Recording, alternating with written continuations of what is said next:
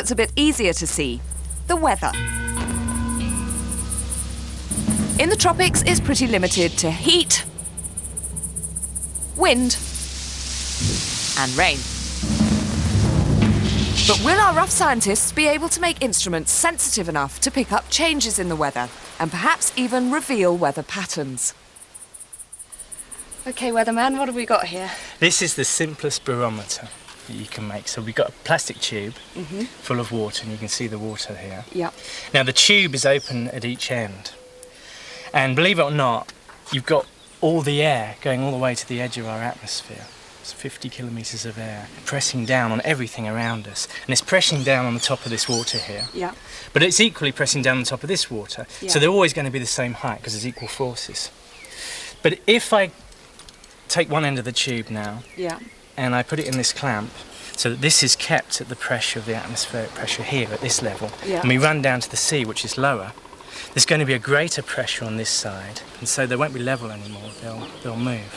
And that way we can prove that the atmospheric pressure is due to this air above us. OK, well, should we go down and give it a go? Yeah.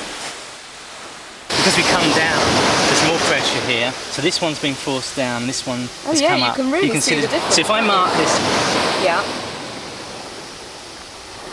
Now if I open it, this is going to come back to the pressure here now, and we should be able to see the difference. Will they equalise again? Yeah. There, look at that. Wow, that was a huge jump. So you can see the change. So you can really see that the weight of just that 10 metres extra of air has pushed that right down. And so that's how this is quite a sensitive indicator of air pressures. Now when big areas of weather come in with the clouds and rain or whatever, enormous volumes of air that can be at different pressures, this will show us in advance the pressure dropping or pressure rising, and that should indicate a change in weather, hopefully. No, Ellen hasn't bunked off.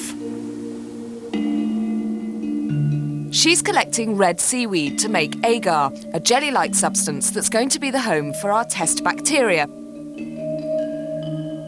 A sort of bacteria hotel, in fact.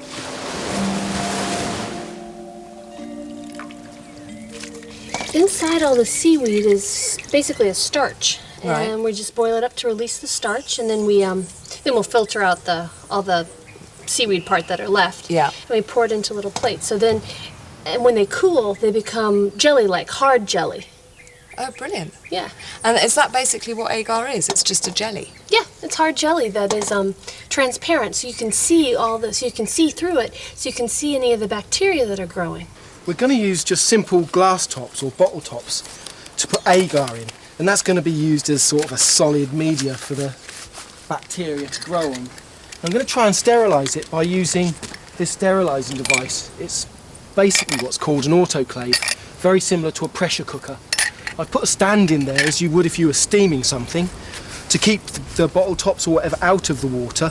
And normally water boils at 100 degrees at normal atmospheric pressure, but we know that if you add 18 kilograms approximately to it, it would boil at 107, or 48 kilograms, it would boil at 120. So I reckon all I have to do now is balance this concrete block that I found on top of the tin. And in actual fact, because of the aluminium plate, that's sealed very well. So that should raise boiling temperature to around about the 110, 115 degree mark and sterilise those lids. But I think it'd be a very, very good idea to get away from here as fast as possible. What are you doing? I'm trying to make a magnifying glass just out of drops of water, Kate. And I'm quite pleased. I think it's kind of incredible. I think you're mad. I've just got these little circles that I've cut in the metal, and I put in drops of water, and they actually act as small magnifying glasses because they're nicely, surface tension holds them in nice little curves. And so you can actually see things underneath. I don't think I believe you. You need to hold it very, very still. Yeah. And what you've got to do, if you try looking through this one here, hold it as close to your eye as you can without getting your eyelashes in. Okay. And then hold that, which these are separated just by 1 millimetre. And bring it up to your eye. You need them both really, really quite close. Oh, look at that. Oh, it does work. It's not terribly practical, though, is it, as a microscope? Are we going to be walking around with little drops of water going, oh, look? Well, no, and so what I'm going to do is use my spirit burner Right. to try to melt glass. Okay. And make it into nice little spherical blobs. And then I've got lenses that I can actually carry around. So you'll effectively have glass versions of water droplets? That's right. So perfectly round little spheres of glass. And the tinier the sphere, the better it will magnify. But it does make it harder to use. Not content with making a little hotel for the bacteria, now Ellen's stewing a meat broth to nourish them. She seems so nurturing, but of course she only needs lots to grow strong, so she has plenty to zap with her antibacterial potions later on. And Kathy's attempting to take her sphere theory and turn it into something more usable. Tiny glass spheres through which the light will refract even more. Have a relatively sterile bandage. We're trying to do this as sterilely as possible. And a nice, relatively sterile stick. Tear it off. And what we're going to do is we're going to collect some bacteria. And we're going to collect bacteria from Mike's mouth. So, get ready to open up, Mike. Now, a mouth is a great place to collect bacteria because it collects in your mouth. You can put your tongue in, it'll be a lot easier. And between your gum and your cheek line is where a lot of bacteria grows. That's why it's really important to brush your teeth. How's that feel, Mike? I'm being very gentle, right? All right, I think we've got enough. Then we are going to now inoculate our broth. This is the beef broth, some of it. Okay. That's good. And what's going to happen is overnight, the bacteria, the few bacteria, we actually probably put thousands, if not millions of bacteria in here, they're going to grow and grow and grow. And so we should have tons and tons of bacteria. It's the end of day one. Kathy's melted a glass sphere. Mike and Ellen are raising bacteria to use later in their antibacterial experiments.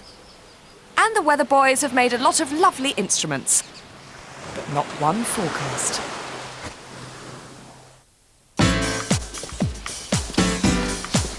It's day two, and things have started badly for me. What did I do? I just need a couple of strands of hair. You can have anything you like with that knife. Hold on, should I pull this out? What do you think? Just two fairly long ones. Okay. How long? I'm getting nervous. Those will do. Those? Yeah, those. Like that? No, I want to cut it. No, you can't. Okay. Is that all right? Yeah, that's grand, thanks. I'm not even going to ask what that's for. Just go away with that knife. Jonathan is collecting the ever-useful calabash fruits to make a wind speedometer. Kathy is making a platform for her microscope, which actually looks rather more like an instrument of torture.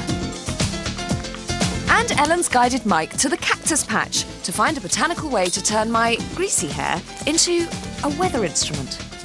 There's a liquid inside this cactus which will degrease the hair that I'm going to use to make the hygrometer to measure humidity. The hair needs to be degreased for it to absorb the moisture in the air, making it expand with high humidity and contract when it's low humidity. All I have to do now is to stretch this hair taut, wrap it round that pin. And as the hair expands and contracts, as the humidity changes, it will pivot about this needle. This lever will move up and down, and I'll be able to measure the humidity off on this scale. I've managed to be able to magnify so much, you can actually see a cell. Really? That's extraordinary. And, well, have a look. What I've got here is just, it's from an onion. It's just that really thin bit. It's only a cell thick, that little layer, just there. And if you take a look there, you've got to put your eye really, really close to that hole, as close as possible. Well, I can see something that looks like a kind of a brick pattern. Well, that's exactly it. That's how onion cells look. Really? God, you are a genius. That is brilliant. Oh, thank you. So are you ready to identify the enemy now? I think so. If I can see cells, I think I can see mosquitoes. Okay, let's go find some. Okay, I just climbed up the hill a bit to get a bit more wind. And you can see that the rotors are going around really nicely here, and there's a universal joint which drives this little dial, so I can count the number of times this is spinning. And I've got a little sand hourglass here which will give me a unit time, a standard time, and I can just count the number of times it goes round. And maybe it goes round 20 times for this time, and tomorrow when I come up here maybe it does 40, so I'll know that the wind speed is twice as fast, so I'm able to get a relative idea of the wind speed from one day to another. There you go, that holds it in well enough. The lab is getting a final scrub, bleach and rinse to make it as clean as possible. Okay, Mike, curtains on. Right, let's give it one last rinse then. Ready? Yep. All right. Gorgeously clean, isn't it? Yeah, let's get into the sun so it can dry. That should dry it out nicely, Yeah. The sun's also a natural sort of bacteria killer, if you like. That's why when we're growing them, we're going to have to put it out of sunlight, but for now, that'll help sterilise it. A lot of plants, especially in the tropics, have antibacterial agents in them. And that's because here we don't have any winter. And so there's never a time where the plants don't have to worry about that warm, wet environment where bacteria and fungi just grow like crazy. So the plants have to do something to protect themselves. So tons of plants around here have antibacterial agents. Ellen's testing juice from a yucca plant, good old-fashioned garlic, and black sage, a local plant renowned for its antibacterial essential oils. Okay, What's going on here? What it is, the agar is really just a base to grow bacteria on, but they still need food. Things like phosphorus to make up DNA, or amino acids to make proteins, and that's what it gets from this broth. Right, so basically what we're doing is we're impregnating the broth, which is the food for our bacteria, into the agar. That's right, yeah. And then this agar will set in the little dishes. So, safely inside the microbiology lab, the seaweed agar, boosted by pure broth with no bugs in it, should set into a lovely, nourishing jelly, all ready for the bacteria to check in.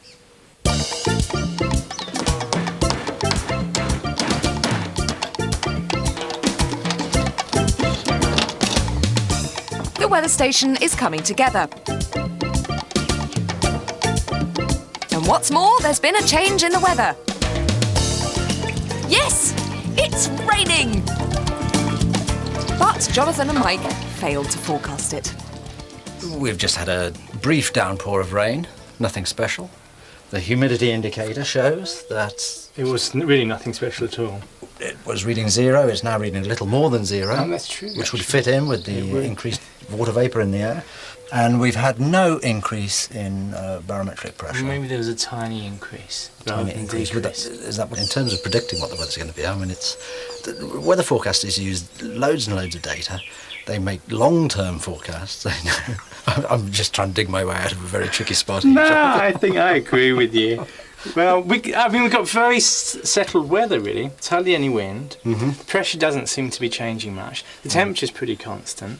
So We just want something to change. Don't we? I If think anything. we'll have to see what it's reading tomorrow morning. Yeah. It's time for the bacteria to finally check in. Gloves. Pipettes. There are millions of bacteria now teeming in the broth, which Mike spreads onto the agar plates. Garlic. He then adds the plants. Sage. They're hoping that the plants will stop the bacteria in their tracks. Yucca. He's doing 4 plates each. Mop. This allows for freak results. He's also making control plates with just bacteria on them to compare with the plates that have plant extracts. So all's well at the Bug Hotel, but how's the weather going to be for them? We had a short rainfall over the lime factory earlier this afternoon, which is flowing northwards with the rain falling. We have light cloud coming in from the north later this evening, and sun, as you can see, and some low cloud down here. Come on! You have to tell us tomorrow's prediction. Well, we have one prediction that on day 3 there'll be a slight depression. Over the lime factory. Over the lime factory. As we fail to succeed with our challenges. Yes. That's the only prediction that we can make. And that really is good night from the Carriacou Meteorological Office.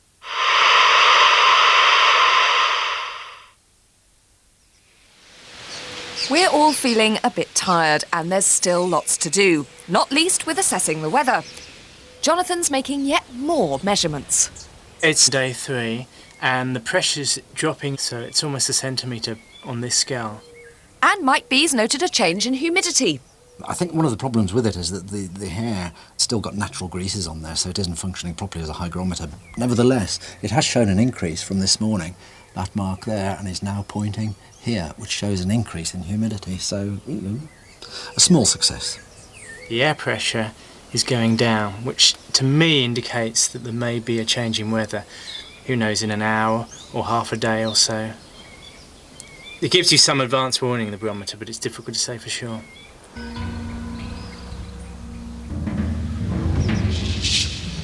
The weather still hasn't changed, so Jonathan's bravely logging that things remain the same. But Kathy's microscope is proving rather more successful. This is a mosquito. Can you see? Yeah! I'm so excited. I can't believe that you can see anything that small. Well done. I don't believe this. Just with a tiny little sphere of glass. That is incredible. What do you think the magnification is you're getting on this? I can't believe we can see so much. Well, I had a little look at just the hair. Yeah. And I know that they're about a micron. And What's a micron? Well, that's about 1,000th of a millimetre. Right. Okay. And so I think, just judging by what I can see there, I think it's about 100 or even 200 times magnification. Oh, yeah. Yeah? Yeah. You can see them? Yeah. With my microscope. Isn't that fantastic? I've made a microscope. It's really, really nice. I never realised mosquitoes were quite so hairy. Anyway, what about the antibacterial cream to stop our bites from getting infected? Well, I have half the challenge finished. Here's the cream. Fantastic. Can you smell? Oh, it smells lovely. Coconut oil and water. Brilliant, but this presumably isn't antibacterial. No, we have to add the antibacterial substance based on what we find out from doing the plates. So whichever one works out to be the most effective. So it could be the garlic or the yucca or any of those. Yeah. Put it in, And they're ready to go. mix it up. That seems so simple. So what will be the magic ingredient we add to this? Time to visit our mini lab for the results. Right, end of day 3. Been pretty successful. Has everyone had a look down Kathy's microscope? It was brilliant. Absolutely amazing. Astonishing. Big hand for Kathy. Yeah. Absolutely brilliant. Just brilliant. And the weather station. I know the weather forecast was maybe a little far-fetched, but we have got a fully operational weather station, have we? Very Now? good indeed. And now, the big moment. The battle of the bacteria. Come in, Mike. What's been happening? Right, let's see. Look at you! And seriously, hold your breath. Because if this works, it's going to smell disgusting. Right, this is control plate, and although it's difficult to see, all that white scummy stuff is bacteria, and it stinks. Excellent. So that worked. Next one, sage. Well, you can see the white scummy stuff even better, but can you see that dot there? Yeah. Yeah. That was sage oil. So that inhibited bacteria a bit. It has stopped it. But the star of the show, and I think you might recognise it, and this smells even worse, Wow. That's incredible. garlic. Then you can see quite clearly, you can see the white, horrible, scummy stuff, but the garlic stopped it growing. So that kind of halo around the edge is basically the garlic stopping the bacteria. Yeah, it's From inhibited bacterial growth. So yeah, fantastic. the result. Wow. Well done, you too. Good grief, that's brilliant. So, how do we now apply this? Oh, no problem. I've already made up our cream, and I'll just apply it. Ooh, I think you have a little cut right there. This is an antibacterial. There's lots of cuts. What's Yeah. there too? Wow. You about are that? going to smell. And what you all don't realize, this is coconut and garlic. A nice mixture. It's just salad dressing. Well, join me and 5, hopefully, bacteria-free scientists next time for more Rough Science. You all smell disgusting. Do you want some, Mike? Garlic bread effect.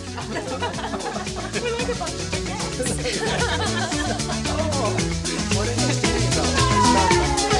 that?